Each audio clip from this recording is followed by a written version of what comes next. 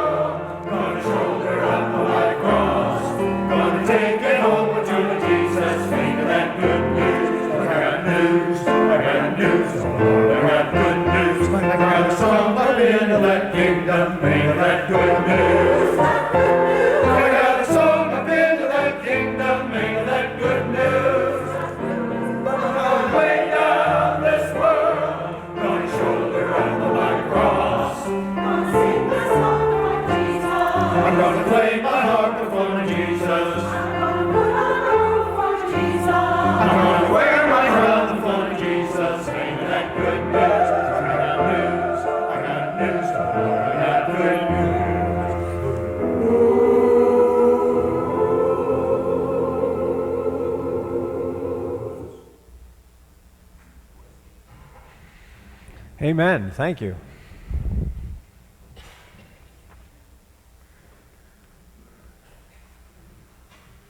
We continue to read from the Gospel of John in the 10th chapter. Jesus said, "I am the good shepherd. The good shepherd lays down his life for the sheep. The hired hand, who is not the shepherd and does not own the sheep, sees the wolf coming and leaves the sheep and runs away. And the wolf snatches them and scatters them. The hired hand runs away because the hired hand does not care for the sheep. I am the good shepherd. I know my own, and my own know me. Just as the Father knows me, and I know the Father, and I lay down my life for the sheep. I know my own, and my own know me. I have other sheep that do not belong to this fold. I must bring them also, and they will listen to my voice. So there will be one flock, one shepherd. For this reason the Father loves me, because I lay down my life in order to take it up again. No one takes it from me, but I lay it down of my own accord. I have power to lay it down, and I have power to take it up again. I have received this command from my Father. All thanks and praise be to God for his word. May God add to our hearing his blessing, that we may gain even greater understanding. Amen.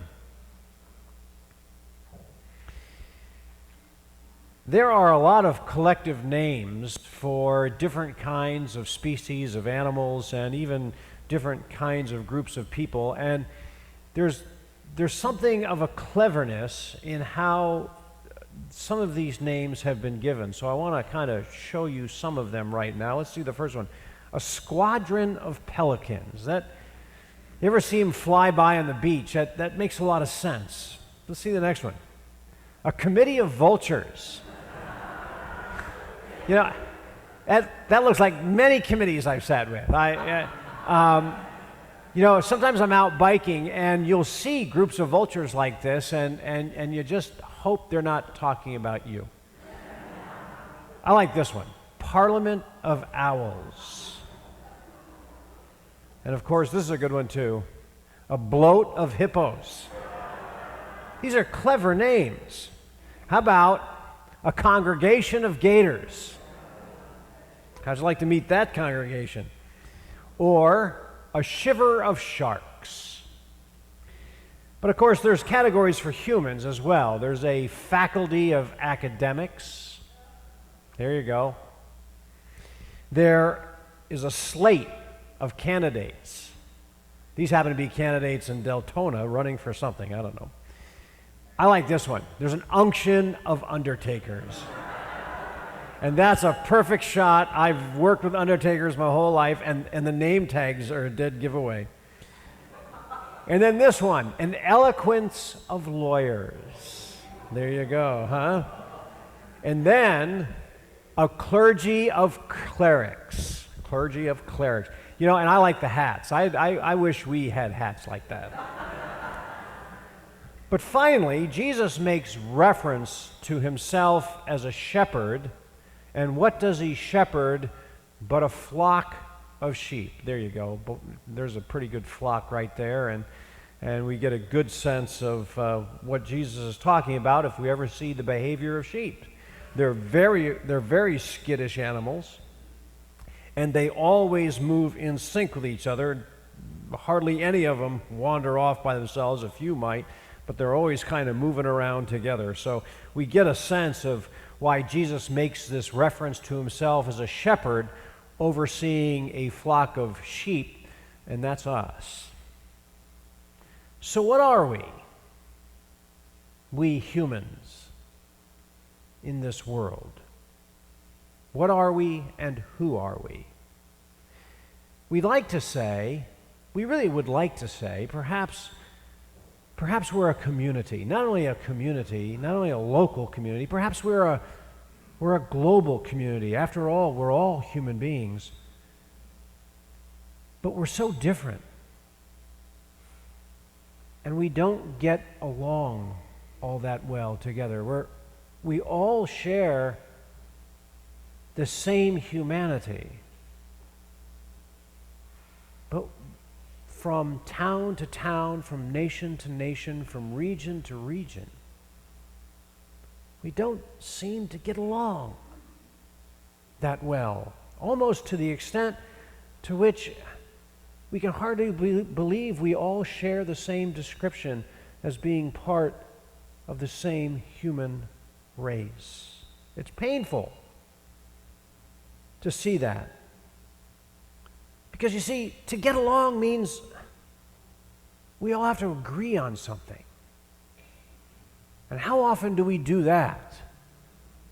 From town to town, from nation to nation, from region to region, on this vast globe upon which we live.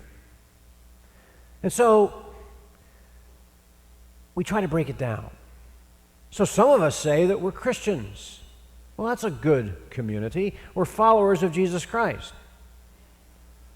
But then the question becomes, which kind?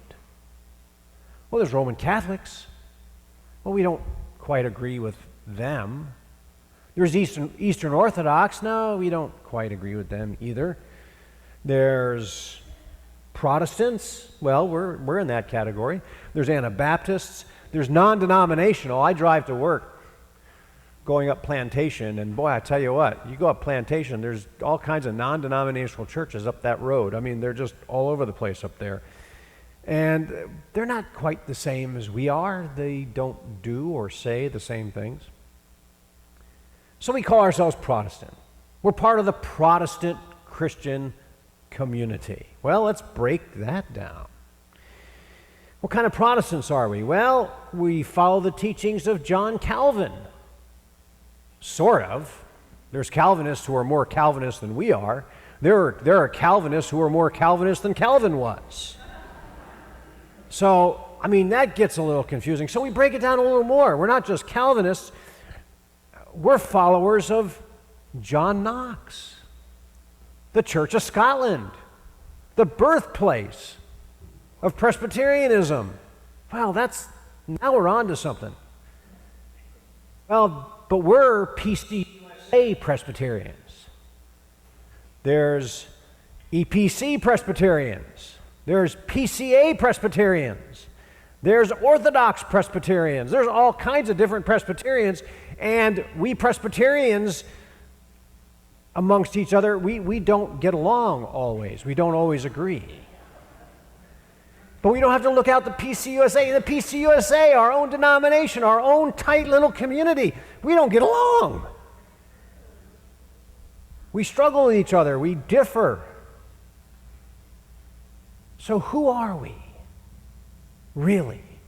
Well, we could tighten it right down and say we're covenant Presbyterians, right? Right here, boom, Fort Myers, covenant Presbyterians. But I know that some of us disagree with each other even here. So who are we? And how do we call ourselves or consider ourselves to be community, one people? What do we do? Well, we know what we're not. We're not followers of the Pope. We're not followers of the law of Moses. We're not followers of Muhammad. We're not followers of John Smith, the founder of Mormonism. We're not followers of Judge Rutherford, the founder of Jehovah's Witness. And we know we're not followers of Mary Baker Eddy, Christian Scientist, although they're just down the street. We're not followers of any of those people. And yet, they all consider themselves to be true believers as well. Recent conversation I had with my daughter telling me about someone that she knows who was referencing me in a visit with that person's Jehovah's Witness family, and my daughter said, so they described, because this person knows me, they described you to their family and who you are as a Presbyterian minister and what you do, and the family responded by saying, oh, he's a sinner. And I said to my daughter, do you think I care what a Jehovah's Witness thinks about me? We all think we're true believers in what we believe in, and if someone's outside the circle, they're outside the circle. It's strange who we are, we creatures who call ourselves human beings. For a long time in Christendom, our collective identity was and still is saying that we follow the one way to salvation. But there are other collective identities that say the same thing. The only problem? Theirs is a much different way than ours.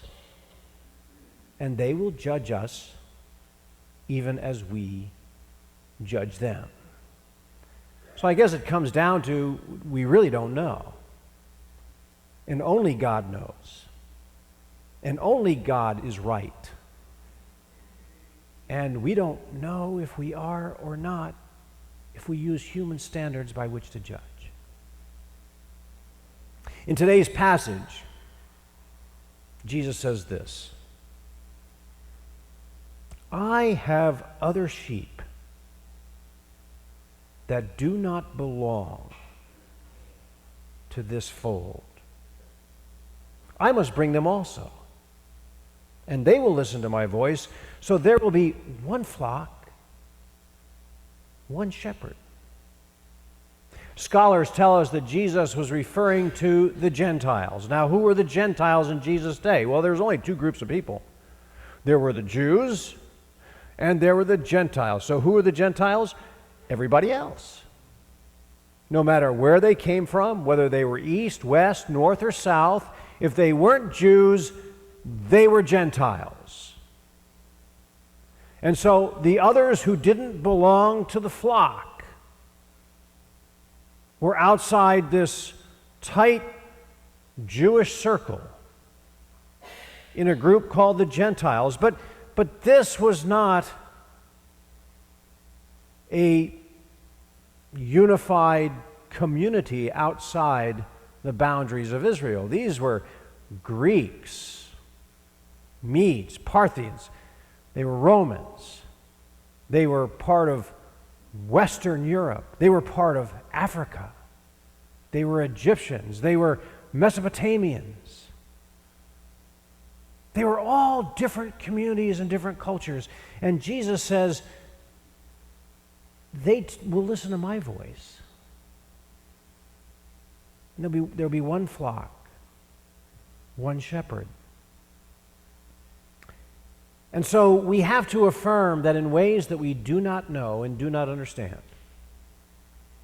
Jesus speaks to all times, all contexts, and all people. Well, how? We don't know. We don't know what Jesus knows. The only thing we can know is watch out for those who think they do. Jesus, however, is seeking to teach us something in this lesson about our collective identity. But it's not what we think. It's not how we judge.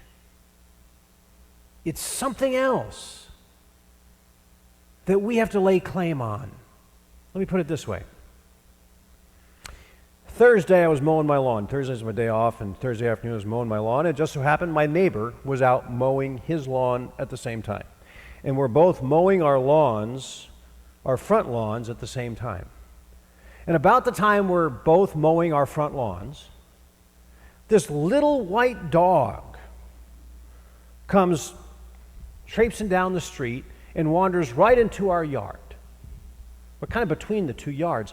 And he looked, and I pointed, and I said, you know whose dog this is?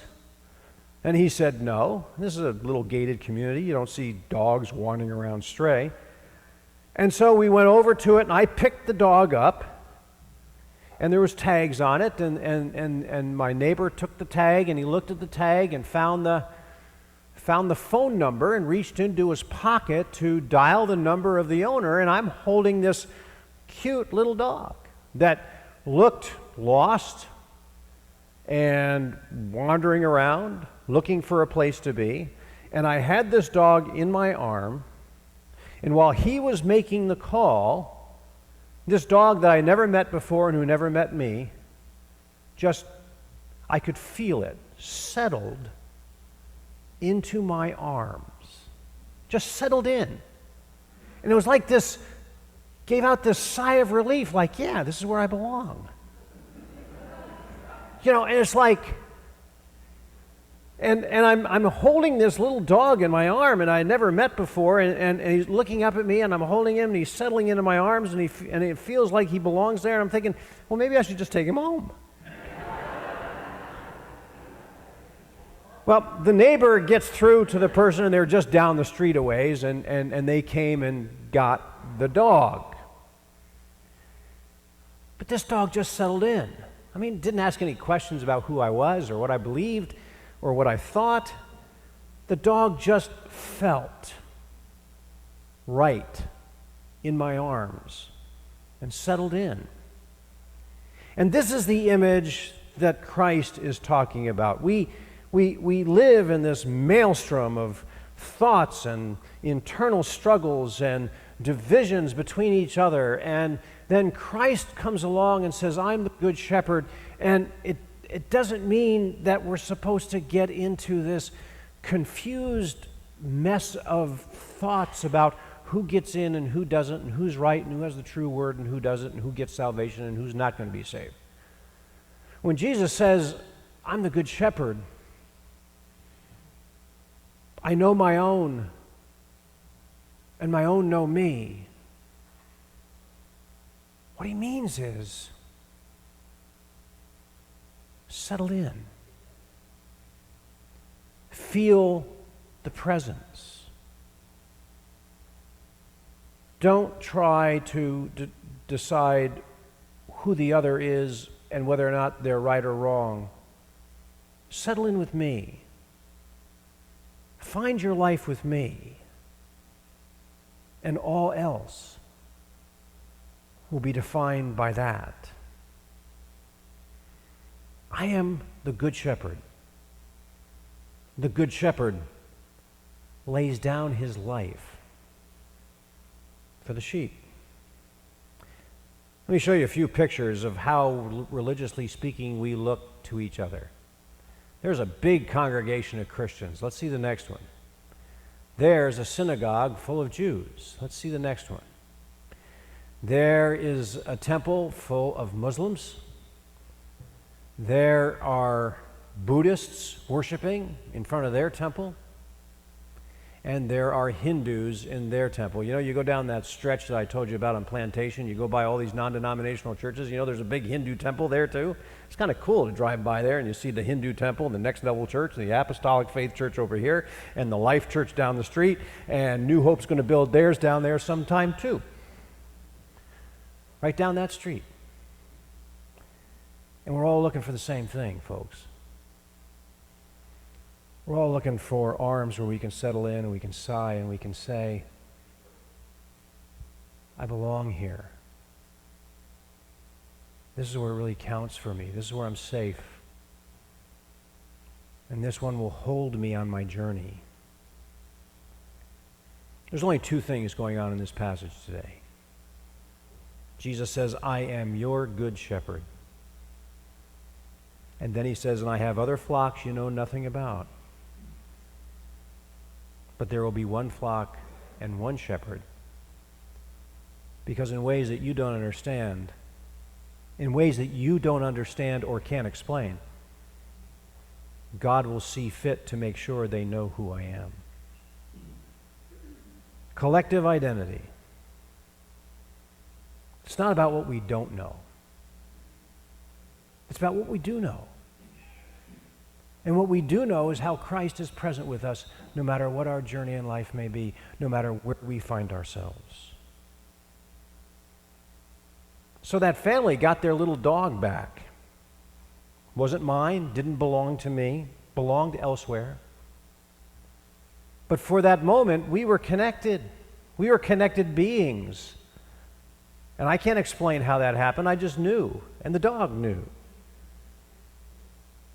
Christ is the Good Shepherd. Our job as the followers of Christ, as the flock,